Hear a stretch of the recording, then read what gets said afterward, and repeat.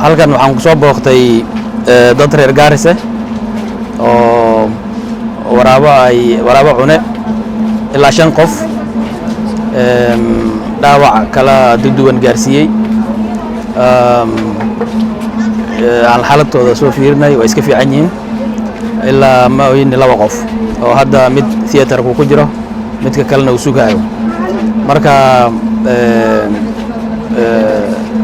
xaaladaas aan u imaaday oo soo booqanay ilaa hadda xadna dhaqaatiirtii baa maaragtay daaweynayaan daawooyinkii lagu bilaabay waxa la wixii daawo ka maqanna waxaan weydiinay dhaqaatiirta inay raadiyaan si ay dadkaas ay caafimaad degdeg loogu raadiyo insha Allah taala